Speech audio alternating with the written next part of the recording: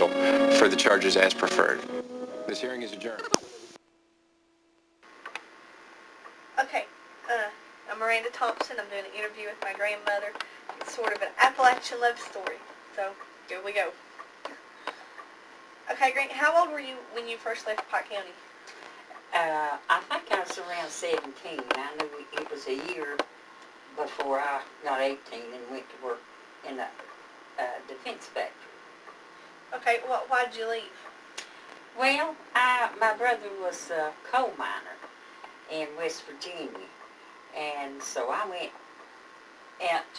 with him back to West Virginia just on vacation, but I never did get back to Pike County.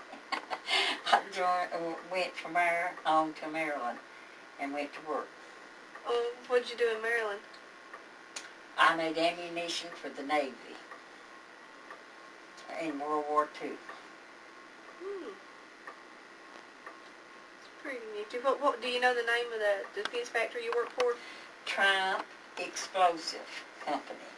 That was what they named it after the emergency of the United States. We went into emergency of World War II. But it was a firecracker place where they made firecrackers, but they changed it over and turned it into a ammunition plant.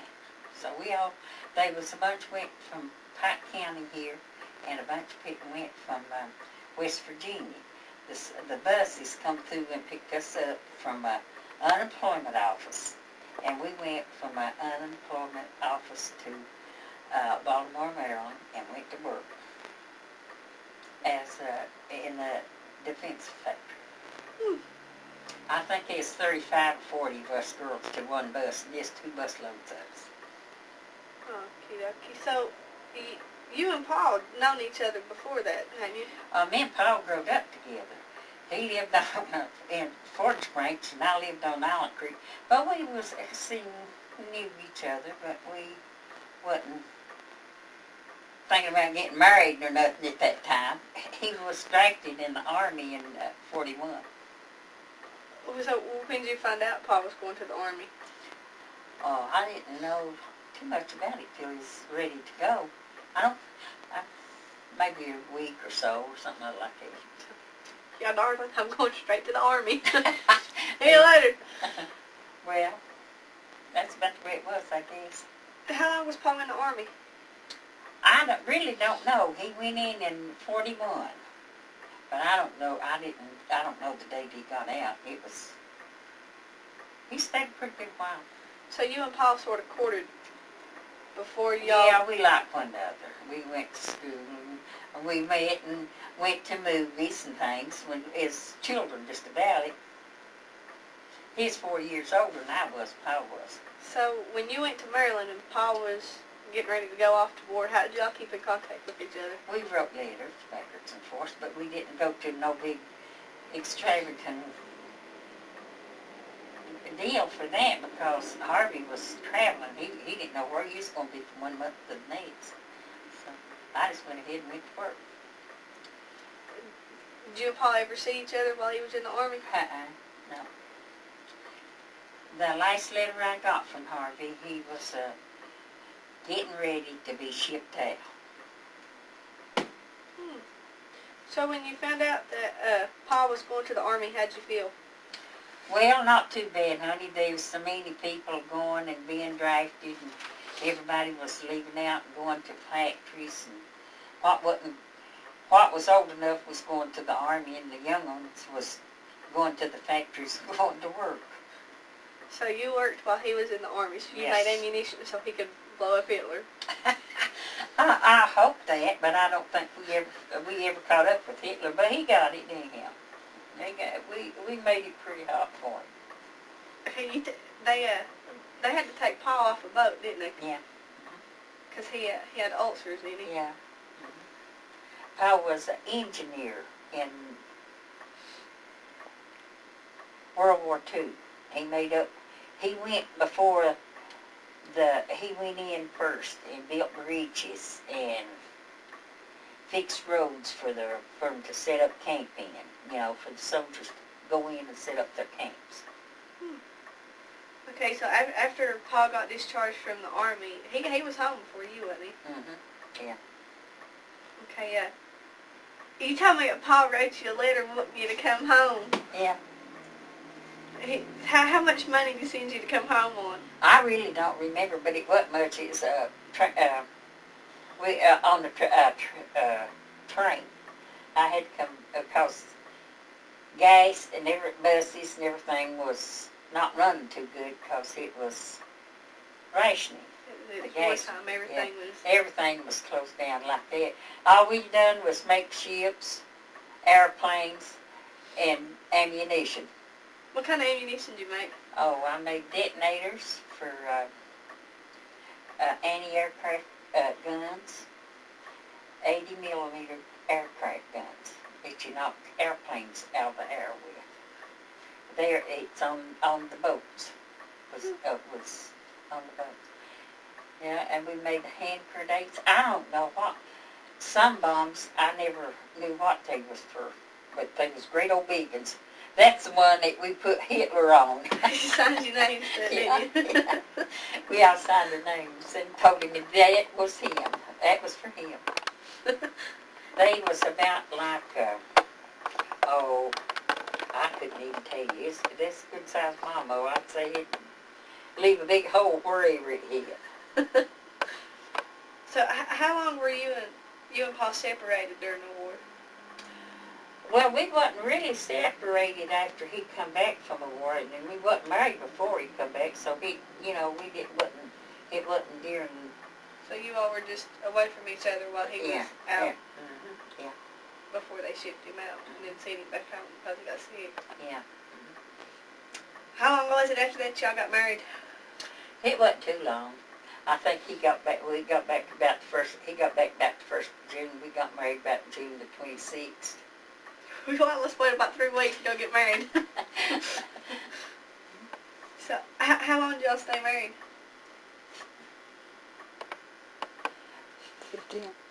59 years. A long time. So, you had 5 young'uns? We had 5 children, 3 boys and 2 girls. They're all living, doing good.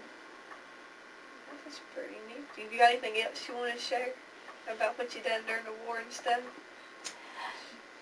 They wasn't too much to share, baby. That everybody got out and went to work, and everybody contributed so much at anything that they could do to help in any way they could to help the boys overseas and help our country. Here's a good question. How many times did y'all go out during the time that you were in Maryland? How many times did you and your friends go out? Not too many, baby. We worked till clock around. I was on the 3 shifts. I worked 2 day shifts, 2 weeks day shift, 2 weeks night shift, and 2 weeks evening shift. I was on the what they call swing shift. And so we didn't have too much time to play around then. We worked. Pretty nifty. Y'all had a pretty hard job, didn't you? We sure did. Did the place that you ever, what was it, Triumphs Explosives? Is that it? Mm-hmm. How long, did it ever blow up or anything? Yeah, it was. Did you experience any of them? One time I did. I was working on a press machine and pressing loose powder in a shell.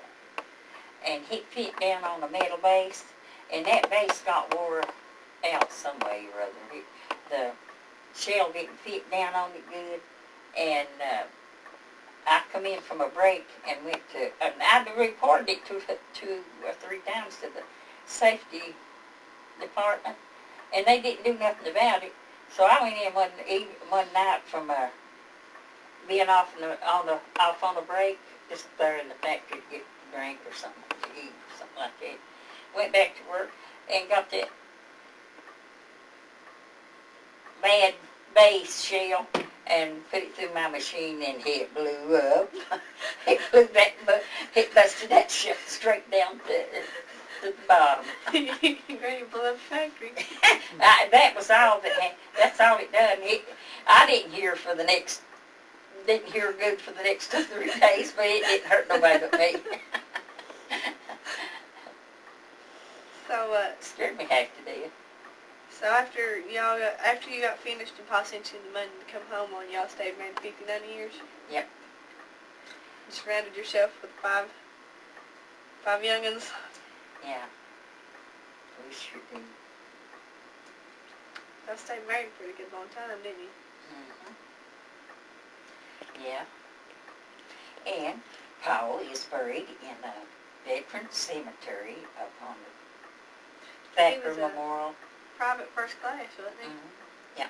In the Army. He was in the 3 Cs, wasn't he? Mm-hmm. He stayed in the 3 Cs about 3 years. The 3 Cs was something that was started right after the Depression years to build the country up when everything went broke. Pa sent you any pictures while he was out in the Army? No, he didn't send. No, he didn't take too many. They didn't take too many pictures. Goodness me, they'd have told their look at us if they caught us taking a picture in that we checked going and coming in the factory. But, Yeah.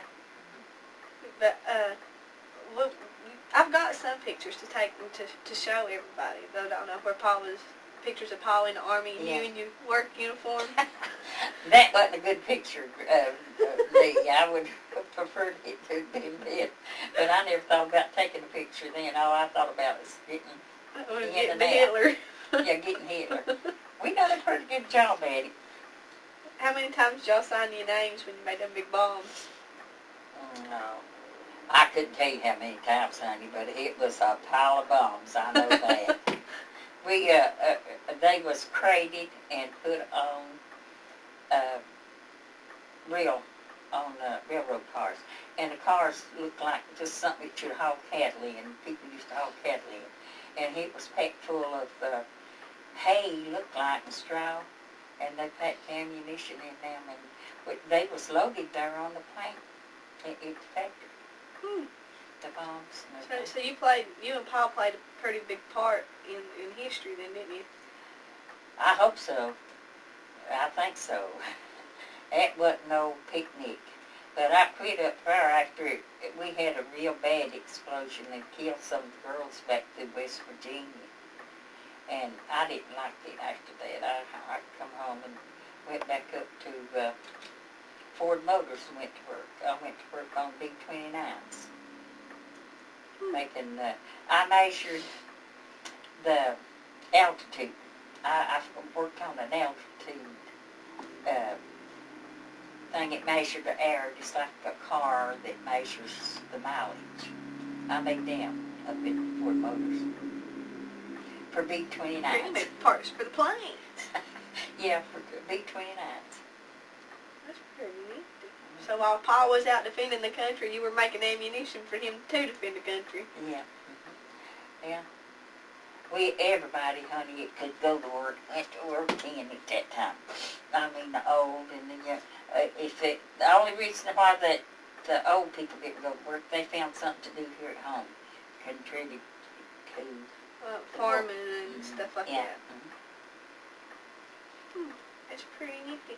Granny, thank you for, sharing how you and Pa met and what you done during the war. I'm sure everybody in class will get a pretty big kick out of it. Well, I hope so. I don't think it was. I'm sure they'll enjoy it.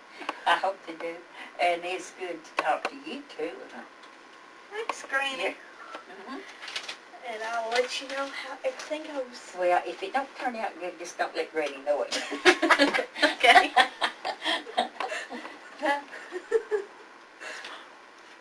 Thanks, Granny. Yeah. Well, I'm proud of you being so that interested in the country.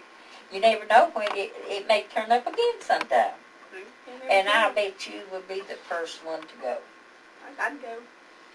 I don't know if I'd be as brave as you up there pressing those powdered shells, Miss Rosie the Riveter, but I'd go. Well, honey, I was called Rosie the Riveter afterwards. It didn't make too much difference what they said about me. I didn't care. I was no hillbilly from Kentucky. Yeah, but that old hillbilly contributed a lot. She made ammunition while her future husband was out defending the country. I wasn't the only one, honey. There was a bunch of them. from West Virginia and Kentucky and all around the world. Just about everybody went to work at the time. And it's been good talking to you, and I hope you get something out of all this, and it's not make me remember all of it again. Thanks, Granny. I appreciate the interview. Thank you, too. Have a good day.